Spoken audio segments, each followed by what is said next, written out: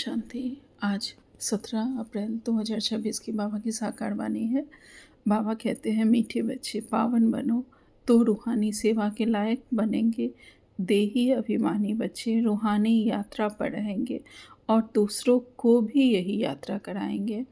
आज का प्रश्न है, संगम पर तुम बच्चे जो कमाई करते हो यही सच्ची कमाई है कैसे? उत्तर में बाबा कहते, अभी की जो कमाई है वह 21 जन्म तक चलती है। इसका कभी भी दिवाला नहीं निकलता। ये कमाई कभी हमारी खत्म नहीं होती। 21 जन्म तक ये चलती है।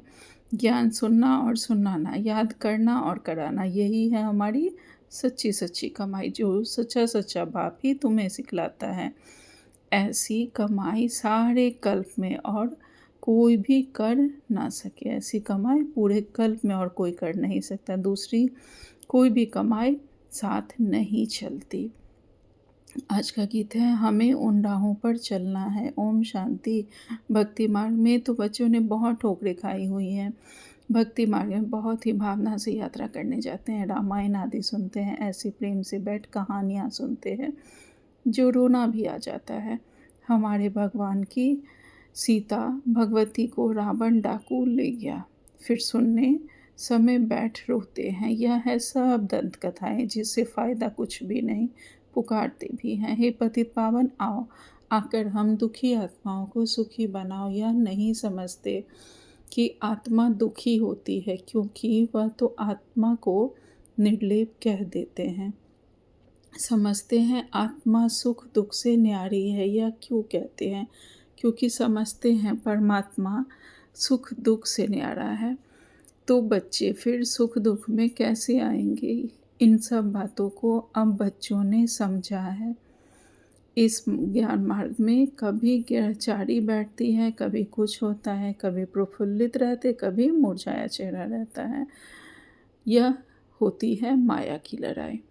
कभी हमारा पुरुषार्थ कभी ऊपर नीचे होता रहता है। तो बाबा कहते यह है माया के साथ लड़ाई। माया पर ही जीत पानी है। जब बेहोश होते हैं तब संजीवनी बूटी दी जाती है, मन मना भाव। जब बेहोश होते हैं, गिरते हैं किसी भी कारण से, तो बाबा कहते तब हमें संजीवनी बूटी दी जाती है, मन मना भाव। बाबा को याद करो। भक्ति मार्ग में चहचटा बहुत है। देवताओं की मूर्तियों को कितना श्रृंगारते हैं, सच्चे जेवर पहनाते हैं। वह जेवर तो ठाकुर की प्रॉपर्टी हुई।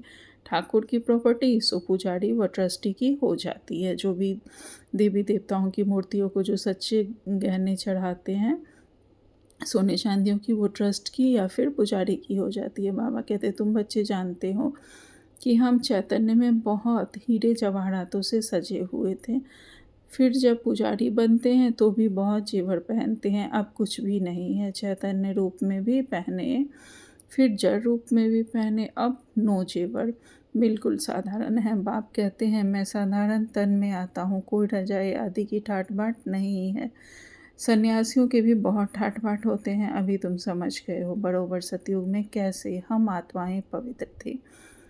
शरीर भी हमारे पवित्र थे। उन्हों का श्रृंगार भी बहुत अच्छा रहता है। कोई खूबसूरत होते हैं तो उनको श्रृंगार का शौक़ रहता है। तुम भी खूबसूरत थे तो बहुत अच्छे अच्छे जेवर पहनते थे, हीरो के बड़े हार आदि पहनते थे। यहाँ हर चीज़ सांवरी है। देखो गौएँ भी सांवरी होती गई हैं। बाबा जब श्रीनाथ द्वारे गया था तो बहुत अच्छी गौएँ थी। श्री कृष्ण की गौएँ बहुत अच्छी दिखाते हैं। यहाँ तो देखो कोई कैसे हैं, कोई क्योंकि कलयुग है। ऐसी गौएँ वहाँ होती नहीं। तुम बच्चे विश्व के मालिक बनते हो। तुम्हारी सजावट भी वहाँ ऐसी सुंदर रहती है। विचार करो, गौएँ तो ज़रूर होनी चाहिए। वहाँ की गौओं का गोबर भी कैसा होता होगा, कितनी ताकत होगी। ज़मीन को खाद चाहिए ना, खाद डाली जाती है तो अच्छा अनाज पैदा होता है। वहाँ सब चीज़ें अच्छी ताकत वाली होती है। यहाँ तो कोई चीज़ में ताकत नहीं है। हर एक चीज़ बिल्कुल ही पावरलेस हो गई है। बच्चियाँ सूक्ष्म बतन में जाती हैं, कितने अच्छे अच्छे बड़े फल खाती हैं, सुबीरस आदि पीती है। यह सब साक्षात्कार बाबा कराते रहते हैं। माली वहाँ कैसे फल आदि काट कर देते हैं। सूक्ष्म बतन में तो फल आदि हो ना सके। यह साक्षात्कार होता है। बैकुंठ तो फिर भी यहाँ होगा ना। मनुष्य समझते हैं बैकुंठ कोई ऊपर में है। बैकुंठ ना सूक्ष्म बतन में ना मूल बतन में होता है, यहाँ ही होता है। यहाँ जो बच्चियाँ साक्षात्कार करती हैं वह फिर इन आँखों से देखेंगे। जैसी पोजीशन ऐसी सामग्री भी रहती है। राजाओं के महल देखो कितने अच्छे-अच्छे होते हैं। जयपुर में बहुत अच्छे-अच्छे महल बने हुए हैं। सिर्फ महल देखने के लिए मनुष्य जाते हैं तो भी टिकट रहती है, ख़ास वह महल देखने के लिए रखते हैं। फिर और महलों में रहते हैं। सो भी अभी कलयुग में यह है पतित दुनिया। कोई अपने को पतित समझते थोड़े ही है।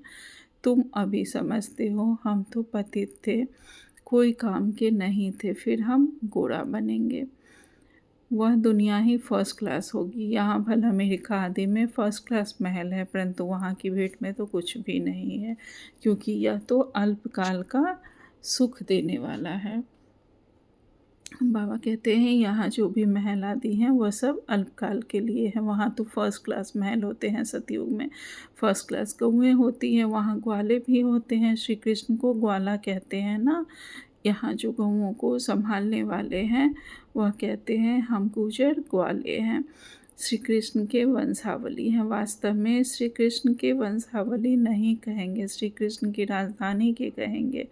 साहूकार के पास गऊएँ होंगी तो गुजर संभालने वाले भी होंगे। यह गुजर नाम सतयुग का है। सतयुग में बाबा कहते हैं ग्वालों को गुजर कहा जाता था। बाबा कहते कल की बात है, कल हम आदि सनातन देवी देवता धर्म के थे, फिर पतित बने हैं तो अपने को हिंदू कहला देते हैं। पूछो तुम आदि सनातन देवी देवता धर्म के हो या हिंदू धर्म के हो? आजकल सब हिंदू लिख देते हैं। हिंदू धर्म किसने स्थापन किया, देवी देवता धर्म किसने स्थापन किया, यह भी कोई नहीं जानते हैं। बाबा यह प्रश्न पूछते हैं, बताओ आदि सनातन देवी देवता धर्म किसने स्थापन किया? शिव बाबा ब्रह्मा द्वारा कर रहे हैं। राम व शिव बाबा की श्रीमत पर आदि सनातन देवी देवता धर्म स्थापन हुआ। फिर रावण राज्य होता है, विकारों में जाते हैं, भक्ति मार्ग शुरू हो जाता है, तब हिंदू कहलाने लगते हैं। अभी अपने को कोई देवता कह ना सके। रावण ने विशस बनाया, बाप आकर वाइसलेस बनाते हैं। तुम ईश्वरीय मत से देवता बनते हो, बाप ही आकर तुम ब्राह्मणों को देवता बनाते हैं। सीढ़ी कैसे उतरते हैं यह तुम बच्चों की बुद्धि में नंबरवार बैठता है। तुम जानते हो सभी मनुष्य आसुरी मत पर चल रहे हैं और तुम ईश्वरीय मत पर चल रहे हो। कलयुग में सभी मनुष्य आसुरी रावण की मत पर चल रहे हैं और हम संगम पर ईश्वर की मत पर चल रहे हैं। बाबा कहते हैं रावण की मत से सीढ़ी उतरते आए हो 84 जन्मों के बाद, फिर पहला नंबर जन्म होगा। ईश्वरीय बुद्धि से तुम सारे सृष्टि के आदि मध्य अंत को जान जाते हो। यह तुम्हारा जीवन बहुत अमूल्य है, इनकी बहादुरी है। जबकि बाप आकर हमको इतना पावन बनाते हैं, हम रूहानी सेवा के लायक बनते हैं। वह है जिस्मानी सोशल वर्कर जो देह अभिमान में रहते हैं। तुम देही अभिमानी हो, आत्माओं को रूहानी यात्रा पर ले जाते हो। बाप समझाते हैं तुम सतो प्रधान थे, अभी तमो प्रधान बने हो। सतो प्रधान को पावन, तमो प्रधान को पतित कहा जाता है। आत्मा में ही खाद पड़ी है, आत्मा को ही सतो प्रधान बनना है। जितना याद में रहेंगे उतना पवित्र बनेंगे, नहीं तो कम पवित्र बनेंगे। पापों का बोझा सिर पर ही रह जाएगा अगर पवित्र नहीं बनेंगे तो। बाबा कहते हैं आत्माएं तो सभी पवित्र होती हैं, फिर हर एक का पार्ट अलग है। सबको एक जैसा पार्ट हो ना सके, सबका पार्ट तो एक जैसा होगा नहीं। बाबा कहते हैं सबसे ऊंच बाबा का पार्ट, फिर ब्रह्मा सरस्वती का कितना पार्ट है। जो स्थापना करता है वही पालना भी करता है, बड़ा पार्ट उनका है। पहले है शिव बाबा, फिर है ब्रह्मा सरस्वती जो पुनर्जन्म में आते हैं। शंकर तो सिर्फ सूक्ष्म रूप धारण करते हैं, ऐसे नहीं कि शंकर कोई शरीर का लोन लेते हैं। श्री कृष्ण को अपना शरीर है, यहाँ सिर्फ शिव बाबा शरीर का लोन लेते हैं। पतित शरीर पतित दुनिया में आकर सेवा करते हैं, मुक्ति जीवन मुक्ति में ले जाने की। पहले मुक्ति में जाना पड़े। नॉलेजफुल एक ही बाप पतित पावन है, उनको ही कहते हैं शिव बाबा। शंकर को बाबा कहते शोभता नहीं है। शिव बाबा अक्षर बहुत मीठा है। शिव के ऊपर कोई अक चढ़ाते हैं, कोई क्या चढ़ाते हैं, कोई दूध चढ़ाते हैं। बाप बच्चों को अनेक प्रकार से समझाने देते रहते हैं। बच्चों के लिए समझाया जाता है सारा मदार योग पर है, योग से ही विकर्म विनाश होंगे। योग वाले को ज्ञान की धारणा अच्छी होगी। जिनका योग अच्छा होगा वो ज्ञान के पॉइंट्स पे बहुत अच्छे से समझकर धारण कर पाएंगे। बाबा कहते हैं अपनी धारणा पर चलते रहेंगे, क्योंकि फिर सुनाना भी पड़ता है। यह है नई बात। भगवान ने जिन्हों को डायरेक्ट सुनाया उन्होंने ही सुना, फिर तो यह ज्ञान रहता ही नहीं। अभी बाप तुमको जो सुनाते हैं वह अभी तुम सुनते हो। धारणा होती है, फिर तो प्रारब्ध का पाठ बजाना होता है। प्रारब्ध हमें सतयुग में मिलती है तो उसका पाठ हम लक्ष्मी नारायण का बजाते हैं। धारणा जब करते हैं तो ज्ञान सुनना सुनाना अभी ही होता है। सतयुग में यह पाठ नहीं होगा, वहाँ तो है ही प्रारब्ध। ये इस ज्ञान के संस्कार हमारी आत्मा में भरे होंगे और उसका प्रारब्ध हमें फिर सतयुग में मिलेगा। बाबा कहते हैं मनुष्य बैरिस्ट्री पढ़ते हैं, फिर बैरिस्टर बन कमाते हैं। यह कितनी बड़ी कमाई है, इनको दुनिया वाले नहीं जानते, तुम जानते हो। सच्चा बाबा हमको सच्ची कमाई करा रहे हैं। इनका कभी दिवाला निकल ना सके, इस कमाई का कभी दिवाला निकल नहीं सकता। अभी तुम सच की कमाई करते हो, वह फिर 21 जन्म साथ रहती है। वह कमाई साथ नहीं देती, यह साथ देने वाली है, तो ऐसी कमाई को साथ देना चाहिए। बाबा कहते हैं ऐसी कमाई को का साथ देना चाहिए। यह बातें तुम्हारे सिवाय और कोई की बुद्धि में नहीं है। तुम्हारे में भी घड़ी घड़ी कोई भूल जाते हैं। बाप और बरसे को भूलना नहीं चाहिए। बस बात एक ही है, बाप को याद करो। जिस बाप से 21 जन्म का वर्षा मिलता है, 21 जन्म निरोगी काया रहती है, बुढ़ापे तक अकाले मृत्यु नहीं होती। बच्चों को कितनी खुशी होनी चाहिए। बाप की याद है मुख्य, इसमें ही माया विघ्न डालती है, तूफान लाती है। अनेक प्रकार के तूफान आते हैं। तुम कहेंगे बाप को याद करूं, परंतु कर नहीं सकेंगे। याद में ही बहुत फेल होते हैं। योग में बहुतों में कमी है। योग बल बाबा कहते हैं हम बच्चों में बहुत कमी है। जितना हो सके योग को मजबूत होना, योग में मजबूत होना चाहिए। बाकी बीज और झाड़ का ज्ञान कोई बड़ी बात नहीं है। बाबा कहते हैं मुझे याद करो, मुझे याद करने से, मुझे जानने से तुम सब कुछ जान जाएंगे। याद में ही सब कुछ भरा हुआ है। स्वीट बाबा शिव बाबा को याद करना है। ऊँचते ऊँच है भगवान, श्रेष्ठ ते श्रेष्ठ वह है, ऊँचे ते ऊँच वर्षा देते हैं। 21 जन्म के लिए सदा सुखी अमर बनाते हैं। तुम अमरपुरी का मालिक बनते हो, तो ऐसे बाप को बहुत याद करना चाहिए। बाप को याद नहीं करेंगे तो सब कुछ और सब कुछ याद आ जाएगा। बाबा को नहीं याद करेंगे तो व्यर्थ बातें याद आ जाएगी। बाबा कहते हैं अच्छा, मीठे मीठे से खिलते बच्चों प्रति माता पिता बाप दादा का याद प्यार और गुड मॉर्निंग। रूहानी बाप की रूहानी बच्चों को नमस्ते। हम सब रूहानी बच्चों की रूहानी माता पिता बाप दादा को याद प्यार गुड मॉर्निंग और नमस्ते नमस्ते नमस्ते। शुक्रिया बाबा, आपका पद्मा पदम शुक्रिया। धारणा के लिए मुख्य सार में बाबा ने पहली पॉइंट कही है, यह ईश्वरीय जीवन बहुत बहुत अमूल्य है। इस जीवन में आत्मा और शरीर दोनों को पावन बनाना है। रूहानी यात्रा में रहकर दूसरों को यही यात्रा हमें सिखानी है। दूसरी पॉइंट में बाबा ने कहा है जितना हो सके सच की कमाई में लग जाना है। निरोगी बनने के लिए याद में मजबूत बनना है। बाबा ने आज हमें वरदान दिया है नष्टो मोहाभव।